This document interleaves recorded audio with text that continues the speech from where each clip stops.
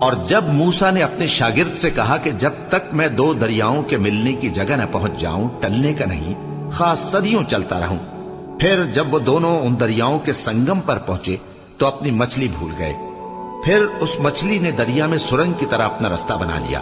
جب آگے چلے تو موسیٰ نے اپنے شاگرد سے کہا کہ ہمارا کھانا لاؤ، اس سفر سے ہم کو بہت تکان ہو گئی ہے۔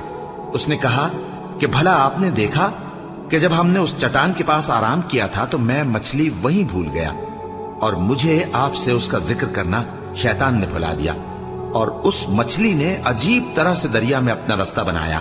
موسیٰ نے کہا یہی تو وہ مقام ہے جسے ہم تلاش کرتے تھے۔ تو وہ اپنے پاؤں کے نشان دیکھتے دیکھتے لوٹ گئے۔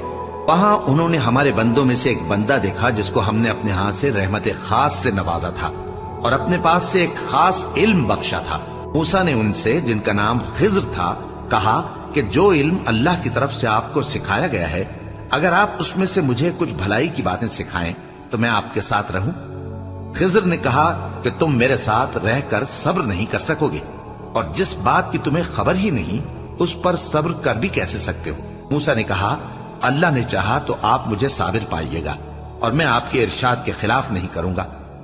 خضر نے کہا اگر تم میرے ساتھ رہنا چاہو تو شرط یہ ہے مجھ سے کوئی بات نہ پوچھنا جب تک میں خود اس کا ذکر تم سے نہ کروں۔ تو دونوں چل پڑے، یہاں تک کہ جب کشتی میں سوار ہوئے تو خضر نے کشتی کو پھاڑ ڈالا۔ موسیٰ نے کہا کیا آپ نے اس کو اس لیے پھاڑا ہے کہ سواروں کو غرق کر دی؟ یہ تو آپ نے بڑی عجیب بات کی۔ خضر نے کہا کیا میں نے نہیں کہا تھا کہ تم میرے ساتھ صبر نہ کر سکو گے؟ موسیٰ نے کہا کہ جو بھول مجھ سے ہوئی اس پر مواخذہ نہ کیجیے اور میرے معاملے میں مجھ پر مشکل نہ ڈالیے۔ پھر دونوں چلے، یہاں تک کہ رستے میں ایک لڑکا ملا تو خضر نے اسے مار ڈالا۔ موسیٰ نے کہا کہ آپ نے ایک بے گناہ شخص کو ناحق بغیر قصاص کے مار ڈالا، یہ تو آپ نے بری بات کی۔ خضر نے کہا کیا میں نے نہیں کہا تھا کہ تم سے میرے ساتھ صبر نہیں ہو سکے گا؟ انہوں نے کہا کہ اگر میں اس کے بعد پھر کوئی بات پوچھوں یعنی اعتراض کروں تو مجھے اپنے ساتھ نہ رکھیے گا کہ آپ میری طرف سے عذر کے قبول کرنے میں حد کو پہنچ گئے ہیں۔ پھر دونوں چلے، یہاں تک کہ گاؤں والوں کے پاس پہنچے اور ان سے کھانا طلب کیا۔ انہوں نے ان کی ضیافت کرنے سے انکار کیا۔ پھر انہوں نے وہاں ایک دیوار دیکھی جو گرا چاہتی تھی تو خضر نے اس کو سیدھا کر دیا۔ موسیٰ نے کہا کہ اگر آپ چاہتے تو ان سے اس کا معاوضہ لے لیتے تاکہ کھانے کا کام چلتا۔ خضر نے کہا کہ اب مجھ میں اور تم میں علیحدگی، مگر جن باتوں پر تم صبر نہ کر سکے میں ان کا تمہیں بھید بتائے دیتا ہوں کہ وہ جو کشتی تھی غریب لوگوں کی تھی جو دریا میں محنت کر کے یعنی کشتیاں چلا کر گزارا کرتے تھے، اور ان کے سامنے کی طرف ایک بادشاہ تھا جو ہر اچھی کشتی کو زبردستی چھین لیتا تھا۔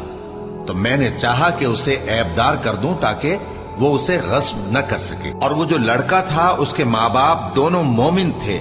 ہمیں اندیشہ ہوا کہ وہ بڑا ہو کر بد کردار ہوگا تو کہیں ان کو سرکشی اور کفر میں نہ پھنسا دے، تو ہم نے چاہا کہ ان کا پروردگار اس کی جگہ ان کو اور بچہ عطا فرمائے جو اخلاقی پاکیزگی میں بہتر اور محبت میں زیادہ قریب ہو۔ اور وہ جو دیوار تھی سو 2 یتیم لڑکوں کی تھی جو شہر میں رہتے تھے، اور اس کے نیچے ان کا خزانہ دفن تھا، اور ان کا باپ ایک نیک آدمی تھا۔ تو تمہارے پروردگار نے چاہا کہ وہ اپنی جوانی کو پہنچ جائیں اور پھر اپنا خزانہ نکالے۔ یہ تمہارے پروردگار کی مہربانی ہے، اور یہ کام میں نے اپنی طرف سے نہیں کیے، یہ ان باتوں کی حقیقت ہے جن پر تم صبر نہ کر سکے۔